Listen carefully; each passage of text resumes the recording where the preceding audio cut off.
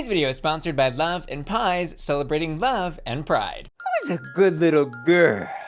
Oh! Sorry, I didn't see you there. Hi, ugly. It's me, Chappell Roan, and welcome back to Hot or Hot. And today we'll be reviewing episode 7 of RuPaul's Drag Race All-Stars Season 9. Our queens were challenged to unleash their inner B-words by overacting in parodies of camp classic films like Showgirls, starring, of course, Mother Ru herself. And the runway category was Widow. Weep for me. So we'll be going queen by queen to break all that down, plus covering the continuation of the Angeria versus Roxxxy Andrews storyline. But first, we're gonna be heading over to the Pink Pony Club to cover a little bit of drama that's bubbling up online between Plain Jane, finalist of RuPaul's Drag Race Season 16, and international superstar Chappell Roan. But here's the real tea. It's Pride Month, and Love and Pies, the sponsor of today's video, has partnered with my channel to help us celebrate love and pride. Love and Pies is a mobile game following the story of Amelia, a newly divorced mother who leaves the big city and returns to her family's countryside cafe only to find it's been burnt to the ground. Our goals are to solve the mystery of who caused the fire and to rebuild the cafe, all while navigating complex relationships and drama with Appleton locals. To do so, we serve customers in the cafe by checking their orders up top and creating tasty treats by merging ingredients below. Complete orders and earn coins, which we can spend on cafe upgrades like brand new furniture built by Amelia's gay uncle, Sven. I love playing Love and Pies because diversity and representation is baked into every aspect of this game's storyline, and seeing a slice of myself in the games I play warms up even my cold dead heart. This year's Love and Pies Pride event centers around Eve, Robin, and Jorgeous celebrating Pride together as a family. Help them create a safe space by downloading Love and Pies for free using my link below. Plus, get an amazing free gift when you do. 200 energy and 50 gems delivered straight to your in-game inbox. So what are you waiting for? Celebrate Love and Pride with me this summer by playing Love and Pies. And make sure to use my special link below or scan the on-screen QR code to get your amazing free in-game gift. Thanks Love and Pies for sponsoring today's video. Oh, and Happy Pride! And just in case you've been living under Plain Jane's rock with her, Chappell Roan is a lesbian pop star inspired by and deeply steeped in queer and drag culture. Her most recent album, The Rise and Fall of a Midwest Princess, is, if I must say so myself, an absolute chef's kiss of a pop album. But it was almost like her songs started blowing up overnight after she was a featured artist at Coachella. And before you ask, yes, I did see Chappell Roan at Coachella, and she punched me in the face. It was awesome. But for real though, she pretty much put this album out to crickets last year, and now she's got multiple songs in the Hot 100 right now. Gives great performances where she'll often dress up as iconic drag figures like Divine or the Statue of Liberty. And she just did the Tonight Show with Jimmy Fallon dressed like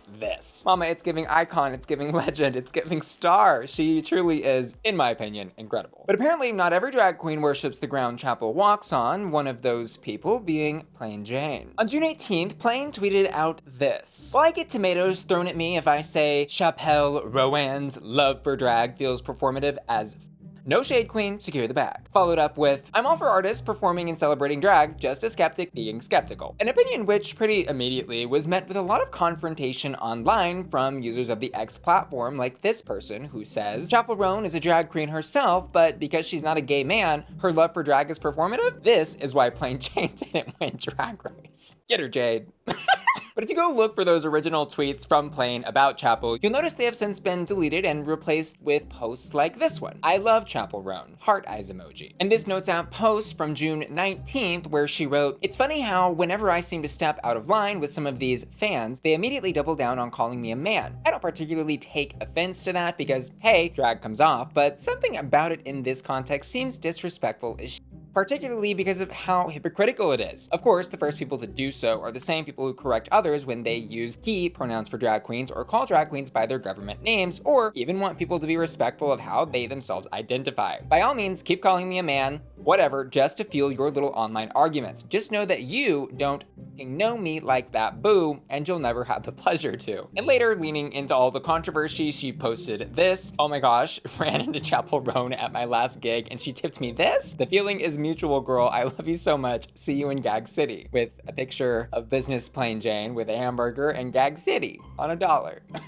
And the very next day, seemingly in support of Chappell, and Pythia, a drag queen from Canada's Drag Race, retweeted some images of Pythia dressed up as Chappell Roan. And then later that same day, she seems to call out a person who was spreading misinformation about what Plain Jane originally said concerning Chappell Roan. In the post, she wrote, "This is how a lot of people on this app operate, unfortunately." In the screenshots attached to this post, we can see an ex-user named Mother Nobody saying, "What did Plain do?" where the responder, whose name has been crossed out, says, "Said lesbians can't do drag." We then see a screenshot of that post exchange pasted into a text message to somebody who we can presume is that crossed out person, where Plain directly asks them, "Hi, what's wrong with you? I'm free for a text whenever if you'd like, because I don't ever recall saying that, nor do I recall ever wronging you in any way, so not sure where that came from." And the person responds, "Hi, I was just responding to my friend about what I had seen other people talking about, as I did not see the specific comments people were mad about." Where Plain replies, "So then why spread misinformation, particularly about a client who you've worked with?" And later that same day, Plain Jane tweeted this, "Hi everyone, I want to formally apologize to my fans who have been so stressed out on my behalf, going to war left and right. Please rest easy. Mother is booked, blessed, and pumped." And that is where the one-sided Plain Jane versus Chappell Roan feud seems to end, where I must again note, it seems she has reversed course and regrets sharing those original opinions. But have no fear, lesbians, this is indeed a Chappell Roan stan channel, and also a Charlie XCX Brat stan channel. And now, on to All Stars 9. So, episode 7 begins with the continued dramatic storyline between Angeria Paris VanMicheals and Roxxxy Andrews, where I'll quickly remind you that at the end of last week's episode, after Angeria took the win in the lip sync, she used the ruby red snippers to give Roxxxy the snip. And now here in the workroom right after that happened in this episode, we see Roxxxy looking at Angeria, saying essentially that she didn't like the dramatics and theatrics that Angeria employed to do the snipping. In regards to getting the snip though, she says, "I expected this, I have the most badges," but insists that Angeria is playing a different game that's not just for badges, and Roxxxy is not buying it. And we see Angeria try to talk to Roxxxy and maybe quell some of those dramatics, but Roxxxy cuts her off saying, "I'm good." And because Roxxxy won't let Angeria ask what exactly is bothering her so much, Nina jumps into this little feud and asks Roxxxy, "What game do you think she's playing? I'm just curious." Where Roxxxy says, "There was a lot happening on stage. It was an easy pick because I have the most badges. I didn't come here for all of that." And then in confessionals, we get to hear Angeria explain that the drama and theatrics she was giving during the snipping process were ultimately because she was stalling because she didn't know who to choose. And personally, I found this really funny because Roxxxy, just 2 weeks ago, was the one doing all of the crazy dramatics about who she was or was not going to snip. Like, let's rewind the tape. She was pretending like she couldn't see the queens next to her. She was going down the line backwards. She had those snippers up in the air. She was putting them around her neck. Like, Mama was doing everything except snipping. But now she seems to have a problem with it when the shoe is on the other foot. And now in the order they hit the runway, first up, it's Nina West, who on the runway says she is giving us Haunted Mansion, I think referencing the Disney movie from 2023. When she comes out, we first see this all black ensemble with chains around the waist and red portraits down in the bottom skirt of this dress, who she says are all of her ex-lovers. She then breaks free of her ghostly chains and reveals this pretty, if yet a little costumey, sure, princess-esque wedding gown, which I must say she matched really well in her makeup style. She's got those crazy like Disney villain black eyebrows, that purpley eyeshadow giving lots of ooky kooky spooky ghostly horror to the look. And really, this is probably my favorite Nina West look that has hit the runway so far this season. She did such a great job nailing all the different details of this look, and I think it perfectly taps into that Disney stage movie style that she loves and goes for. She feels very at home in this look, and she looks great. I'm gonna give this look a hot.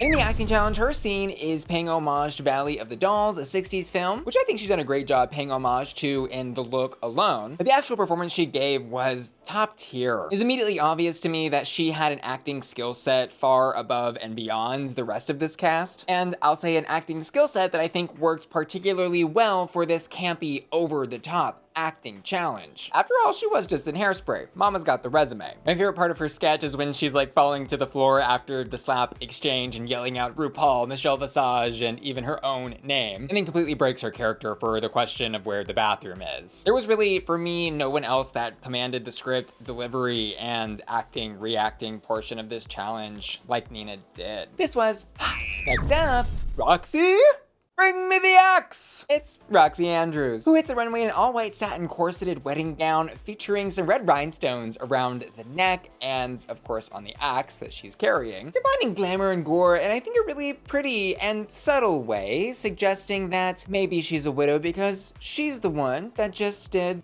of the husband. What stood out to me the most is how banging her body looks in this. That silhouette is incredible. And I really enjoyed the dramatics of that cape as it flows behind her. That said, I think some of the details could have used a little more finessing, like maybe a little veil coming across the top of her wedding look would have been appropriate. I think that cape could have been attached instead of so close to her chest, maybe more to the back and side so that it didn't encroach so much on that front part where her chest should be. And I also thought it was curious that if she were the one using the axe, I found it curious that the only place there are red rhinestones on this look were her neck area. Like, shouldn't there be some red rhinestones on her gloves or like on any other part of her look? Like, why is the splatter so concentrated right here? Just food for thought, but this is overall a solidly look. And in the challenge, she's got a scene inspired by Dynasty, which she says she's really excited to do because she's gonna be tapping back into the overdramatic season 5 Roxxxy Andrews. And having watched this back a few times, I wish she had have done more of that tapping back, because I found her delivery to be a little one-dimensional and the physical acting to be quite stiff. For example, she has almost no reaction to finding out the champagne she's sipping on is actually Rupaul's yellow juice sample. And almost every line she delivers is that exact same high to low intonation, like, "Thank you, Miss Paul. Validate my parking." Like, I just thought there was so much more she could have done with this character to make the scene more fun and entertaining. And the bitch looks good, sure, but she ain't winning any Oscars in this role, so I'm gonna give this a I'm acting.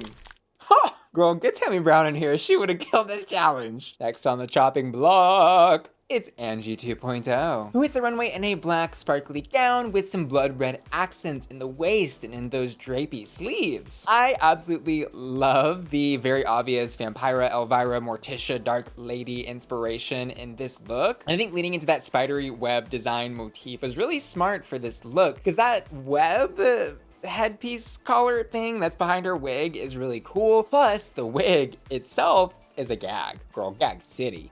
Gag wiggy.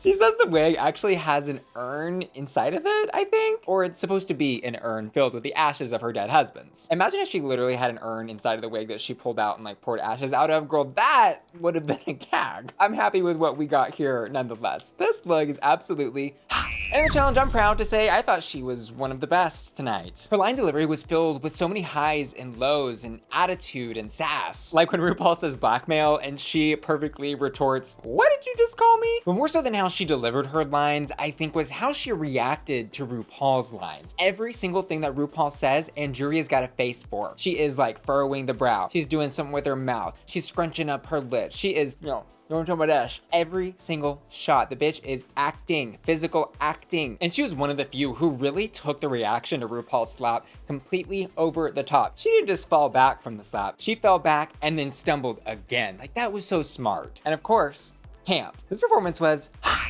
And I ain't lying. And next up, she went to Dollage. It's Plastique Tiara, who hits the runway in what she describes as a traditional Vietnamese custom printed silk Ao Guyai. Sorry, my pronunciation on that. I don't know the spelling of it. I don't know the pronunciation, but I did my best. Which she says is attire of her culture and heritage meant for any special occasion. And y'all, this look is next level beautiful. It is stunning. Every detail of this is immaculately done. Like, look at the layers of silk colored ribbon on the sleeves, all the different stoning on the custom printed gown, the hair that is perfectly sculpted into this like little bump it moment, and then the elongated wig head thing going back. Like, it is so incredible. The gorgeousness of this look I don't think can be disputed. That said, I'm not sure this look is hitting the runway brief like at all. And like, please correct me if I'm wrong, but I'm not getting widow, I'm not getting weeping, I'm not getting anything in the realm of I now have an ex-husband and this is my look to serve the fierceness of that fantasy. And so because I'm not really sure she hit the brief at all, I didn't give this the full 5 hot flames, but it is of course still a hot look. In the challenge, her acting scene is paying homage to All About Eve, and she talks about how she can relate to the young ingenue character playing nice, but who has this underlying desire to take over the world, or in her case, TikTok. I'll say the beginning of her scene's a little bit rough, half, and we do see her struggling with some of these lines with Rupaul, where he's trying to explain where the joke is in what she's saying, and I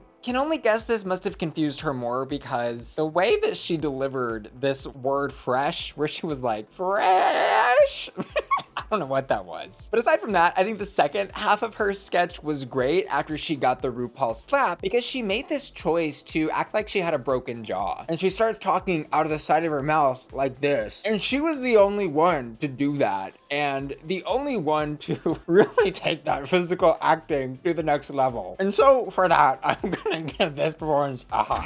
Wait, why did I kind of sound like Miss Vanjie?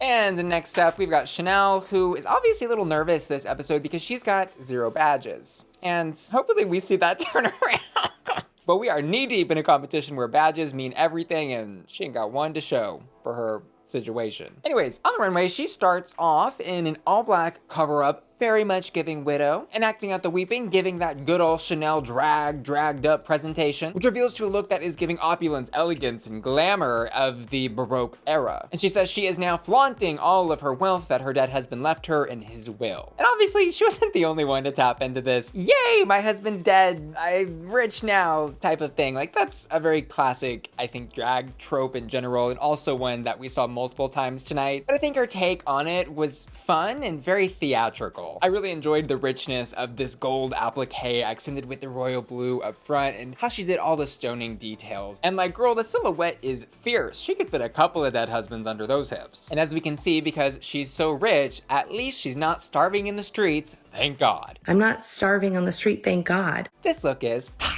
And Shannel's acting scene is inspired by Mommie Dearest. No more wire hangers. And scene. And I think there was a lot of potential in this scene that was ultimately not tapped into, but I can't help but wonder if it was actually Shannel's fault, because without Rupaul in the scene, I feel like she did a good job. It was just that they weren't really matching each other's freak, as the kids might say, because Shannel's over here doing her thing with her over-the-top campy delivery, and Rupaul's over here doing his thing with his own style of campy delivery. But as Ru called out in the critiques, Shannel wasn't really matching Ru where she needed to be. So I'm kind of confused about what to give this performance, but I would give it like a warming up. And next up, Helotus, it's Jorgeous, who comes down the runway not crying crocodile tears, but diamond tears. She's got her little tissue and her black cover up, looking like she's going to the funeral, dabbing her eyes, and then she opens the tissue to reveal the tears are crystals, which was a really fun little gag. She did struggle, though, I think a little bit with the tearaway of the cover up, and while the reveal outfit was good enough, I don't think it was anything particularly exciting or innovative for Jorgeous on the runway. Plus the cover-up look was just a cover-up look. But this also was the like second or third, yay, my husband's dead look that we saw tonight, and the hair was kind of flat to me. It just feels uninspired. I'm gonna give this look a VanMicheals. I think she did a really great job. And firstly, I want to commend the outfit she is wearing, and this is so fierce. I love this look, that suit, the bodice, the wig, everything about this is perfect. But her performance in this scene wasn't perfect. The beginning was a tad rough and muddled. She kind of rushes through this opening monologue, which could have been a great moment, but there was just not enough room for the lines she was delivering to breathe. However, once she starts having the back and forth with Ru, it really opens up, and we see her doing lots of great reacting and adding lots of good inflections to things that she's saying. And also, she had one of the most fun slapping bits because Rupaul gets her, and then she ends up getting a chair to stand above her to give a slap back to Ru. So I didn't leave this thinking she was like the best actor of this cast, but I did certainly enjoy this sketch, so I'm gonna give this a. And next up, we've got Gottmik, who on the runway says her look is inspired by a melting candelabra widow ghost situation. What's the situation? In this look immediately spoke to me. I think it is so gorgeously goth and dark, and also unique in that she wasn't playing on that trope of I'm a rich widow now because my husband died thing that we saw over and over and over tonight. I love how her look is supposed to look like melting wax from the candles that are perched on her shoulders, featuring LED lights to actually look like candle flames. As usual, Gottmik's look is edgy and has that expensive finish to it that we can't expect every queen's look to have. But if Gottmik wants to spoil us on the runway, then so be it. This look is absolutely hot. The only reason I didn't give it the full 5 was because I think she was missing some details on that black veil. It didn't make sense to me how the rest of her look was like melty and tattered lace, but the veil was perfectly intact. In the challenge, her scene is inspired by The Mirror Cracked, where she's supposed to be doing this back and forth with RuPaul with lines that are supposed to sound nice, but are actually severe disses. And before I read some of my favorites, I want to preface that these lines are directly from the script of this movie, but I wasn't totally sold on the idea that Gottmik had actually seen the movie prior to delivering them. There was, "It's great to see you've kept your gorgeous figure," and added so much to it, and "Chin up." Both of them. And the critiques Gottmik gets from RuPaul were that the lines were supposed to be disguised cuts, but Gottmik only delivered cuts with no disguise, which I think was a really tactful way of RuPaul saying that Gottmik pretty much just played that vocal fry, bitchy LA character that she often taps into and didn't expand her acting horizons beyond it. So I'm gonna give this a. And finally, we've got Miss Vanjie, who comes out in the runway in a fur coat made of pelts on pelts on pelts on pelts. Like, this is excess. Like, this is Rich Widow who just mysteriously got rid of her dead husband. And girl Pete is not gonna like this one, but I certainly do. And this crazy over-the-top fur coat reveals to one of the most snatched and gorgeous boudoir looks that I think we've ever seen on the runway. Like, Vanjie looks so damn good in this look. From the bedazzled hairnet up top to that ultra high stiletto down on her feet. And like, yes, I have spent a lot of time in this video talking about the cliche of the rich widow celebrating the death of the husband thing. But I think we also have to acknowledge and celebrate that this has to be one of the best interpretations of that cliche ever on the runway. Like, she just looks so perfect. This look is absolutely. But in the challenge, we hear Vanjie talk in confessionals about how her only acting experience is acting as a dog in a school play. Which, it checks out. It checks out, people. Her scene is based on Showgirls, which is one of my favorite movies of all time. Like, it's literally in my Letterboxd top 5 for the movie nerds who know what Letterboxd is. And let me just say, there is truly nothing like this movie, and the performance Elizabeth Berkley gave in it is magnetic, bizarre, and enigmatically captivating in a way that I think truly defines that over-the-top camp quality that we as gay people love so much. As a quick example, here's a clip, or as much as I can show of it, from the movie. Where are you from? Back east. From where back east? Different places. It's a must watch. Vanjie, though, in this role, loosely playing the role of Mommie, approaches it like a wrecking ball approaching a building that's about to be demolished. Like, as usual with Vanjie, there is no subtlety or nuance to what she is doing. She is just bursting through that door and delivering those lines in the way that she does. And being such a big fan of this movie, I had really high expectations and hopes for this scene in particular, which were not met, but I can't say that I wasn't not entertained by what Vanjie did. At least at some level, kind of. I guess. I'm actually just gonna give this performance a run. Which brings us to our placements. And this week, the judges have chosen Angeria and Nina West as the top 2 of the week, which all things considered, I do very much agree with. And I did react to their lip sync over on my Patreon at patreon.com/BussyQueen. You can check that out by clicking the link in the description of this video and joining my Patreon right now. Seriously, though, you should join my Patreon and become a part of my Patreon family, because you can get exclusive member benefits like extra videos and access to hottest hot polls every single week. Click the link. I'll see you there.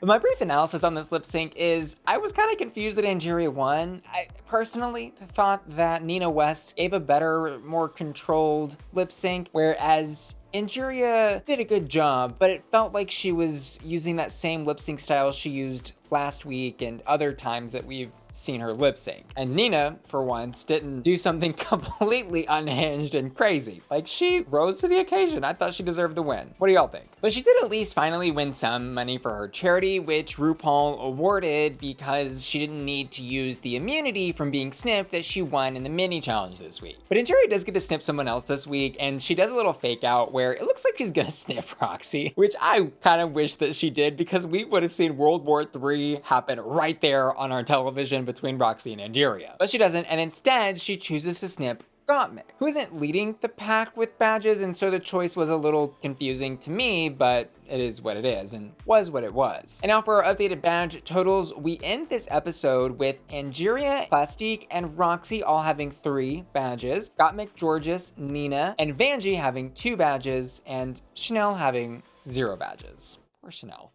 that Final Four lip sync for the crown and all that other stuff not looking very likely for her. But my final thoughts on this episode are kind of mixed. I think the challenge was both a success and a failure. A success because I think it was a fun and interesting interpretation of acting challenges where we got to see each queen stand on their own and do the exact same thing for an even comparison. There was no hiding behind a small role or queens fighting over a big role. Every role was essentially created equal. This was maybe the most fair acting challenge we've ever seen. But on the other hand, I do think it was a bit of a chore to watch these like back to back to back 8 in a row where the queens are essentially doing the exact same thing and we're seeing the slapping bit over and over and over, which I did enjoy. But I think splitting them into smaller groups and doing slightly different variations of this with a different setting might be smart for the producers to consider in the future. And I think we all know the real winner of this week's acting challenge was actually Rupaul. Girl, she was having the time of her life in this, doing all of her slaps. Ru loves a good fake slap, especially at the end of the challenge where she does the fake slap for every single production crew member on that set. And finally, for hottest,